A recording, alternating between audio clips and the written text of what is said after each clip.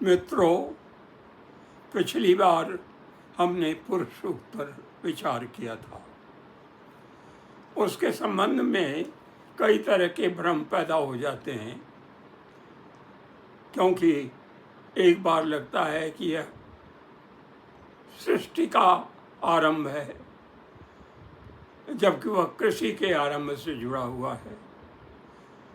परंतु क्योंकि वह काल के रूप में पुरुष की उपस्थिति है, जैसा हमने कहा, विराट रूप जो गीता में दिखाई देता है, वही विराट रूप पहली बार प्रकट होता है पुरुष सूक्त में। और जैसे कहा गया है कि पुरुष एव इदं सर्वम यद भूतम यच्च भव्यम, तो उसी तर्क से उसमें, क्योंकि समाज व्यवस्था कायम हो गई थी, ऊंच नीच का भाव था, तो उसको उसी रूप में उसने वर्णित किया। तो इसका मतलब ये नहीं है कि पुरुष सूक्त जातिवाद को या वर्णवाद को सही सिद्ध करने के लिए रच करके उसमें डाला गया। अगर ऐसा किया गया होता तो उसकी रचना दूसरी होती, उसी पर लगातार बल दिया गया होता। उसमें पूरी सृष्टि की बात है, और इसलिए कृषि से पहले की अवस्था का भी वर्णन है। सूर्य चंद्रमा कैसे पैदा हुए, और तो यह हम बता चुके हैं। तो उसमें आपको अपनी दृष्टि बदलनी है कि यह जाली सूक्त नहीं है। बात के सूक्त तो सभी हैं। सृष्टि संबंधी चिंता जो है केवल 10वें मंडल में दिखाई देती है, और 10वां मंडल चूँकि नया कहा जाता है, तो उसको उस अवस्था का साहित्य कहा जा सकता है जिसमें हड़प्पा सभ्यता में एक तरह का ठहराव आ गया था। यानी ठहराव का मतलब नया विकास रुक गया था और पुराने को लगातार मजबूत किया जा रहा था, उसकी व्याख्या की जा रही थी, समझा जा रहा था इत्यादि। ये जिसका कहते हैं कंसोलिडेशन का पीरियड है, क्रिएशन का नहीं है। कोई भी नई चीज़ 10वें मंडल में पैदा नहीं होती, लेकिन उसके बारे में चिंता होती कि पैदा कैसे हुई थी। सृष्टि को लेकर के ऋग्वेद में 8 सूक्त हैं। सूक्त 81, 90, 121, 129, 130 और 190। इन सभी में अलग अलग ढंग से विचार किया गया है। हमने पहिए के विषय में बात करते हुए कहा था कि पहिए का निर्माण किसी एक समुदाय ने नहीं किया था। अलग अलग बोलियों के लोग, अलग अलग मान्यताओं के लोग, अलग अलग पृष्ठभूमियों के लोग पत्थर को ढो करके लाने के लिए जो प्रयोग कर रहे थे, उसी क्रम में पहिए का विकास हुआ, और उसके सभी के अरायुक्त रूप सामने आए बाद में। पहिया, चक्र, ये सभी, और रेड़, जिसे रेणु बना है, तो ये सभी उससे बन करके आए।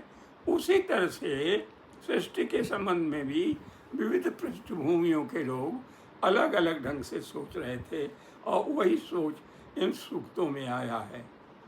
एक में विश्वकर्मा, भगवान विश्वकर्मा कवि हैं, और वो बताते हैं, स्वयं प्रश्न करते हैं कि वो अधिष्ठान क्या था, वो आरोहण क्या था जिससे विश्व का निर्माण हुआ।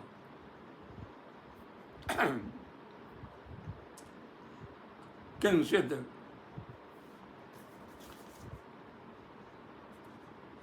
अधिष्ठानम आरोहणम, और उसके साथ की उसमें बना, और उसमें प्रश्न आता है कि वो वन कैसा था, धरती आकाश कैसे बने कि ऊपर से गिरते नहीं हैं। एक उसकी व्याख्या आती है कि विश्वकर्मा ने इसको गढ़ करके बनाया, और वहाँ पर आता है कि वो वन कौन सा था, वो लकड़ी कौन सी थी जिससे विश्वकर्मा ने सृष्टि का विश्व का निर्माण किया। किम सित वनम कौसो वृक्षास यतो यतो दैवा पृथ्वी निष्ठतक्षु। तो वह, और फिर उसमें दूसरा रूप आता है कि जिसमें कहता है कि जैसे लोहार लोहे को गला करके उसको नए सांचे में ढालता है, उसी तरह से सृष्टि का निर्माण हुआ। सम कर्मार इवाधमत, तो धोकनी से उसको बनाया। तो यह कारीगरों की अपनी चिंता थी, ये बैठे ठाले लोगों का नहीं था। और फिर दूसरा आता है जो हिरण्यगर्भ का है, हिरण्यगर्भ संवर्तते यतो, हाँ,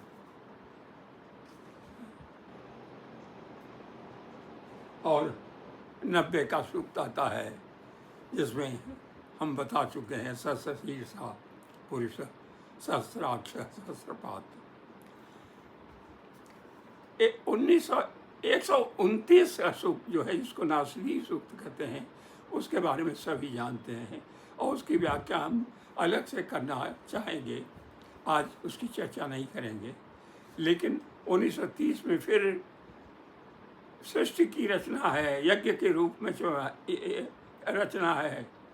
तो वह यज्ञ क्या था, और जिसको कि जिसमें जुड़े हुए हैं हमारे पूर्वज और वह सृष्टि कर रहे हैं। जैसे जुलाहा बुनता है कपड़े को, उसी तरह से हमारे पुरखे पूर्व पितर धरती को, सृष्टि को रच रहे हैं, बना रहे हैं।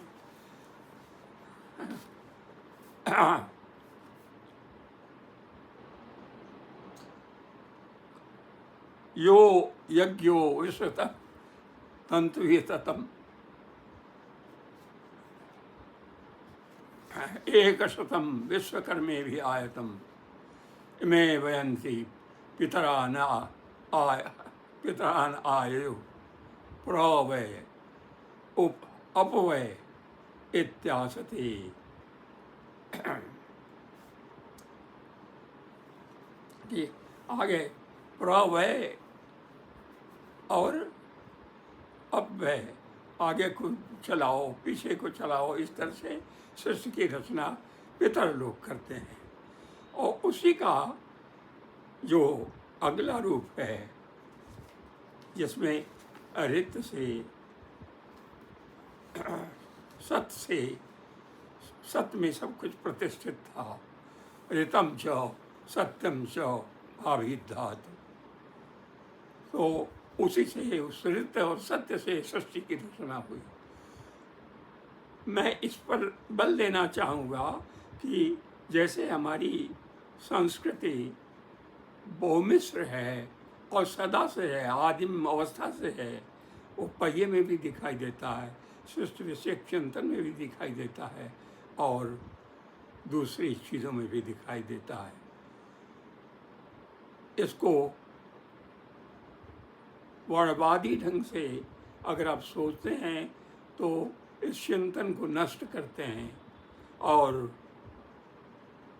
न तो अपनी समझ को विकसित करते हैं, न तो सामाजिक समझ को विकसित कर पाएंगे। इसलिए इनके विषय में बात करते हुए ज़रा धैर्य से काम लिया जाना चाहिए। हम सोचते हैं अपनी बात को आज यहीं समाप्त करें, और यदि आपको इसमें रुचि बनी रही तो मैं आगे के